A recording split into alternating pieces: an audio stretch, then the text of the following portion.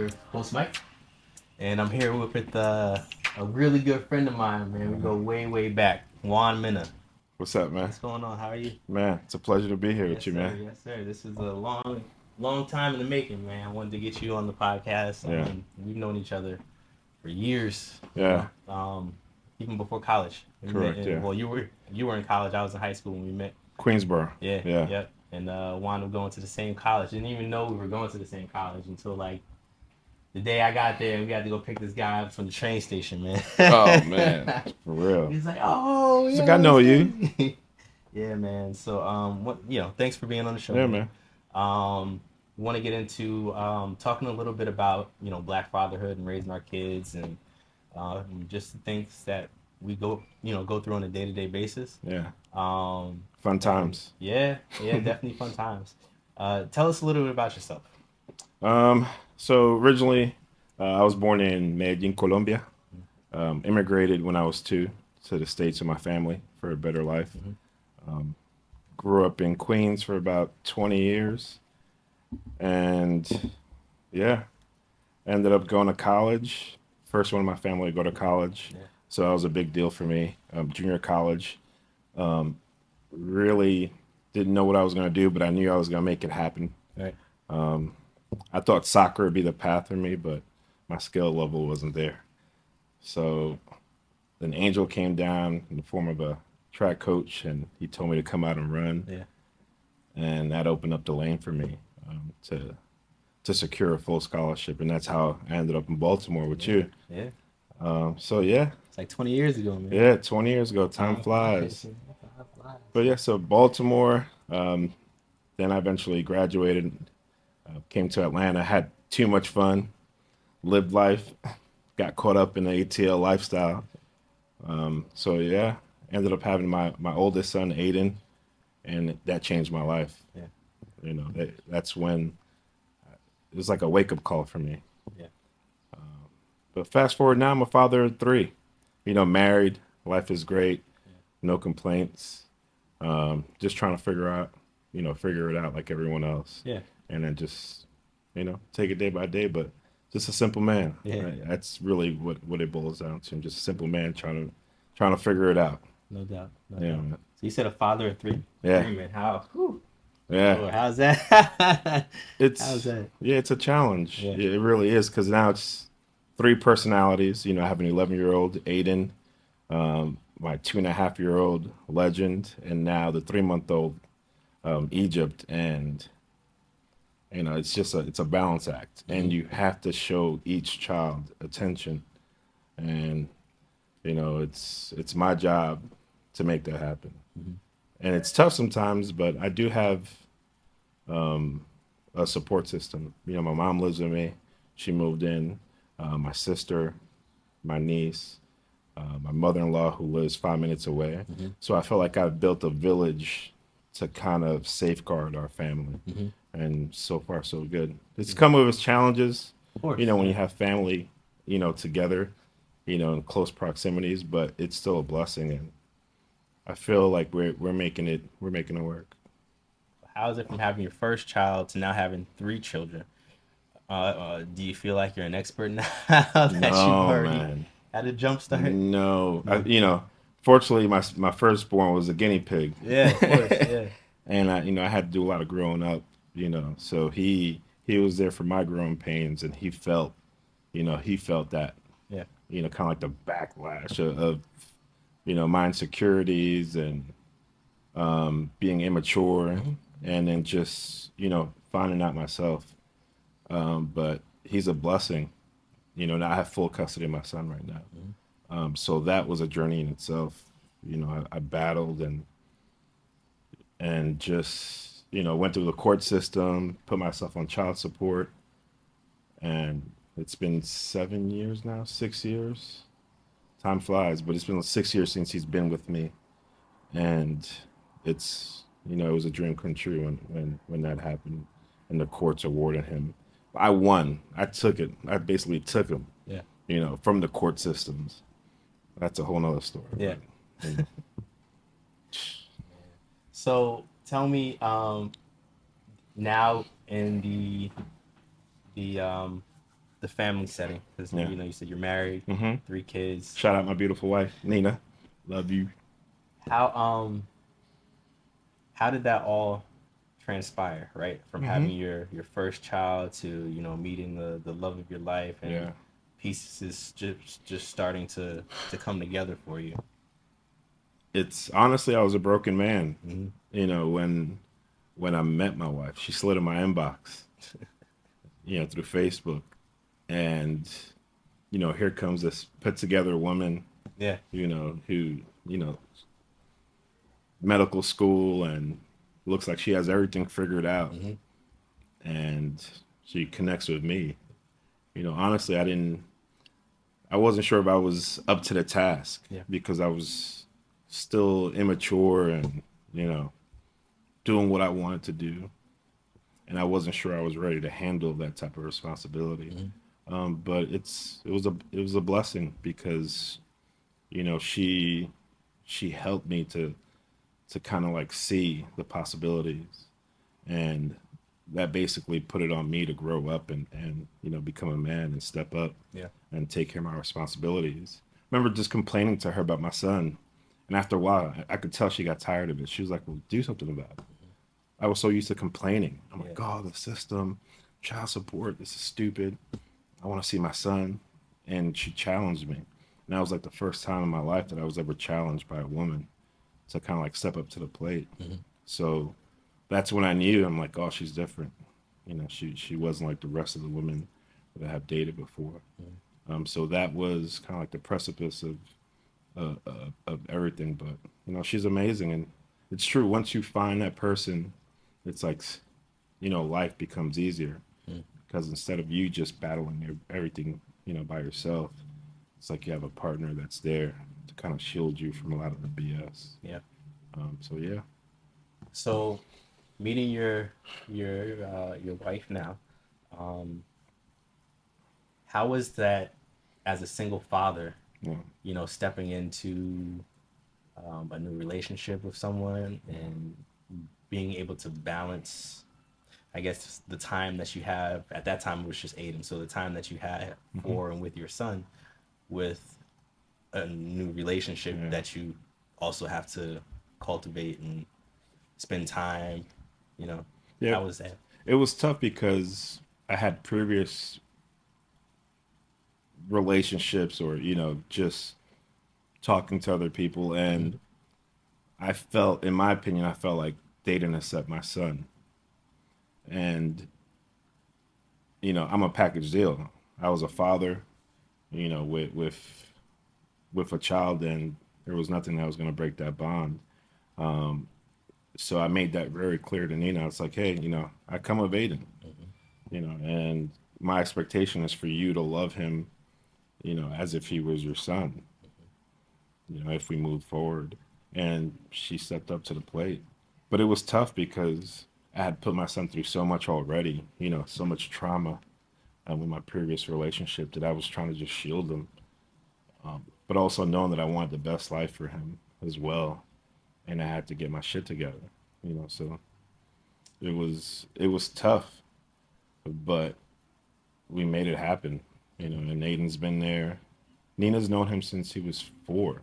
So she's a mother figure for my Mm-hmm. son, and she's been amazing. Just watching that relationship grow. Sometimes I get jealous. I'm like, damn, y'all closer than I was like, son, you could tell, you could talk to me as well.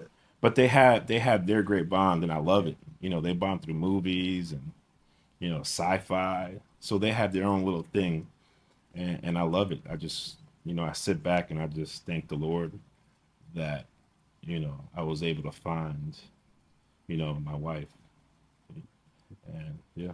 Yeah, that's so important to be able to find someone. It's not easy for people to step into that role, Yeah. you know. So kudos to Nina for being able to step into that role so Tough. seamlessly. It was tough. I know it was tough, babe. I know it was tough, but Oh man. So, like I said, this is another episode of Black Daddy Podcast where we talk about you know, father issues, black dad issues. with the hopes of being able to help one another, Yeah. you know, push forward. And today we are in California, new setting, LA, baby. LA. I was like, yeah, I wanna shoot this podcast, and I'm going out to LA. I don't know what I'm gonna do. And I remember hitting you up on Facebook. It's like, yeah, man, I'm going out to California. He's like, Skyscanner.com. I let's just go. booked it. Let's go. We out. I was like, we in here. Little did I know this guy had a whole itinerary from when we got here. It's like, what are we doing? I don't know. Like, I got it. yeah, but it's been nice out here. Really nice out here. Very Yeah. peaceful. Yeah. We're right across the street from Venice Beach. What is that? Santa Monica Pier. Santa Monica Pier. Yeah. Directly across the street. Yeah. So it's just beautiful atmosphere, beautiful weather. Definitely got to come back. Definitely got to come back. Yeah. You know. So moving forward, what are your family goals? Maybe over the next 5 years, what are you trying to accomplish? Honestly, get closer with God. I feel like you know, during my struggles, I felt like I was closer to God. And I think I really need to step up to the plate and be that man of God, and kind of lead my family into prayer. So that's honestly one of my goals, is to get my family to pray more, because that will ultimately lead us to, achieving our goals. I think that's the foundation. So I really need to do a better job in doing that. But family goals, man, real estate. That's one of my ultimate goals that keeps me up at night, is trying to figure out, how to get these investment properties. And I know it's going to happen. We already have our primary residence, but the next step for us is kind of building our portfolio. Mm-hmm. And I see the vision. I just need to execute. So that's my main focus, as well, for the family, is to just, purchase some land, purchase some investment properties, and build this little mini empire that I know that we can build. So Why is that so important? I don't think a lot of yeah, people. I think now we're starting to see and hear a lot more about investing in real estate and whatnot. yeah, But I think there's still a lot of gray areas out there that yeah. people don't really know that much about. Like, they want to Mm-hmm. get started, they don't Mm-hmm. really know what the first step is, Mm-hmm. and then it could seem a little overwhelming, Yeah, to a lot of people. So yeah. why is that important? Like, what is the vision that you have that puts the importance on acquiring real estate? Well, I just see it now, going living in apartments for such a long time, and my son, with my son, and now seeing him play in a cul-de-sac with the neighborhood kids, and then just watching that dynamic, it's normalizing it for him. So now it's normal. It's normal to live in a beautiful subdivision. It's normal. It's normal to have a nice house. So for me, is passing that financial freedom, that information, that knowledge on how money works. I wasn't taught that as a kid. I wasn't taught that in college. Yeah, none of us were. So we had to learn it through, a lot of growing pains, a lot of money mistakes that, we've made. And I've had my share of money mistakes. But just kind of like showing my son a better way, and understanding how real estate can really be a huge tool for him. And yeah, he already talks about it. He's like, "Yeah, Dad, I want to buy acres." It's like, "Dad, I want to have a couple houses." Yeah. My credit score is going to be great. So it's just planting those seeds into the kids. It's huge, and I just need to continue to learn, and so I can pass that knowledge on to him and the rest of the boys. Yeah. Nice. Um, Shout out to JoJo. can't forget my kid. I know, man. Come on. Love Can't me forget some my JoJo. kid. But no, people already know. You already seen this. You already know that I have a 3-year-old daughter. Um, Love her to death. Princess. And like, fatherhood is all that I've expected to be, Mm-hmm. and none of what I expected to be at Yeah. the same time. Um, but I love it, Yeah. and it's a learning experience. And it's one of those things where it's like you could be having the worst day in your life, like, Yeah. and you see your kid, Yeah. right? And that genuine love and Yeah. affection that they have for you, just like, Unconditional love, man. man, it wipes all that away, Yeah. man. Yeah. It wipes that all away. Yeah. And there's times where I'll go in her room because I check on her throughout the night, and I'll go in her room at like 1, 2 in the morning Yeah. and just like lay there. Yeah. You know what I'm saying? Just watch her, man. Yeah. Um, and it's just so peaceful. Yeah. It's one of the best ways for me to end my day is, to go in her room while she's sleeping, Yeah. and just reflect. Yeah. So yeah, I never thought that it would be like this, because you never really know the feeling until you're in it, Yeah. right? But once you experience it, it's like, Yeah. man, and you don't want that to Yeah. ever fade away. So, They're gonna yeah. get older and all, but Yeah. I feel like, you're judged, you're judged throughout your life, and then, you bring into this world these kids, and then they look up to you, yeah, and, they add that pressure, and it just makes you want to be better for them. yeah, You feel like you have to make it. Every decision you make, it's like, all right, the babies, my wife, my family, how will this affect them? yeah. So it's good, man. It's good pressure. Now that you have a child, it's so much more imperative for you to learn what you don't know, Mm-hmm. and learn it quick, right? Yeah. Because none of us are promised another day Yeah. on this earth. Facts. And now that we have children, it's like Time is ticking, man. time is ticking, right? So Yeah. the pressure is really piling up on top of you, because it's like, I gotta learn this now, Yeah. like yesterday. Every move affects their legacy. You know what I mean? Their future, Yeah. and the legacy you want to leave to them. So yeah, I it's don't good know. pressure. It's good pressure. No, Though. it's definitely good Yeah. pressure. I don't know if it's more of a man thing than a woman thing, with I guess us having that natural. It keeps you up at night. It does. Yeah. It keeps you up at night because you're like, what's the next move? What's the next move? How am I Yeah. going to get from A to Z, right? And as little steps as possible. We just have to learn what we don't know for our kids, so we're able to pass things on. If we don't know it now, I mean, it's not an excuse with all the technology that we have out here Mm-hmm. now. It really is an Mm-hmm. excuse, Mm-hmm. right? The information is out The there. information It's just is- deciphering, what's correct, and and the BS out there. Yeah, Yeah. yeah. But the pressure is real. Yeah, it Like you is. said, the pressure is definitely real. It is. Um, And more and more, I feel like fathers are coming out and talking. I know I'm a part of a Black Fathers group on Facebook, and that, I feel like that helped me through my custody case with my son, because it was like an outlet for me, because I didn't really talk to too many dads, outside of it. I don't know if I was more, ashamed of the situation, because who wants to have a child, out of wedlock, or a relationship that doesn't work out. No one wants Yeah. that. So it definitely comes with a stigma in my head. So, but that outlet, just talking about it, being in a forum with fathers, it helps to kind of get everything out. yeah. Because we keep everything in, man. It's a lot of us, man. We don't really talk about it. So Should have wrote all this stuff down. But Chat no, GPT. I should have wrote it down, but no, we were at the Padres game.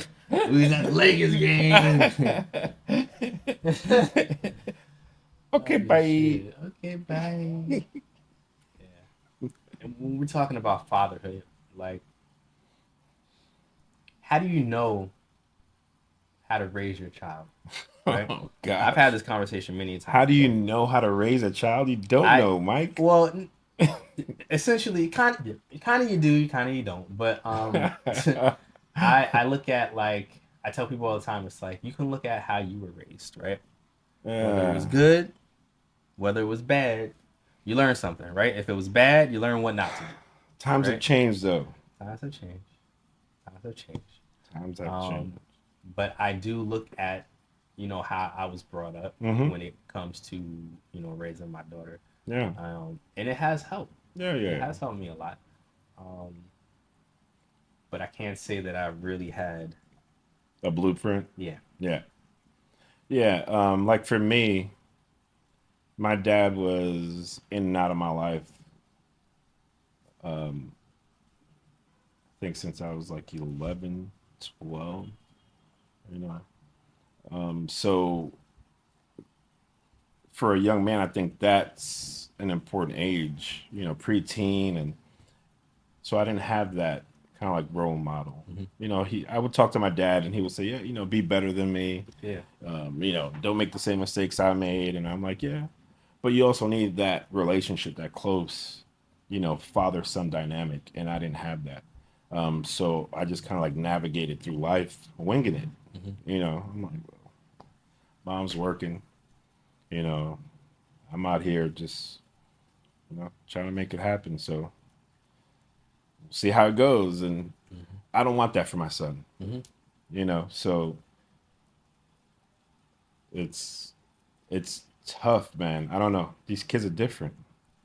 Social media and these phones. I feel like it's just another attack on our kids, Hmm. and it's just these influences are coming in, and it's kind of tough to kind of steer them in the right path Yeah. because we have all these outside forces. So it's I don't know, man. I know every day we have to kind of like team up, my wife and I, to attack. Yeah. It's like, all right, you get this one, I get this one, and then we'll let the other ones roam around. Let's focus on these two now. Because my 2 year old, man, it's a hot mess. Little baby legend. Jeez. Sometimes it takes both of us just with him. Yeah. But yeah, it's just you take it day by day.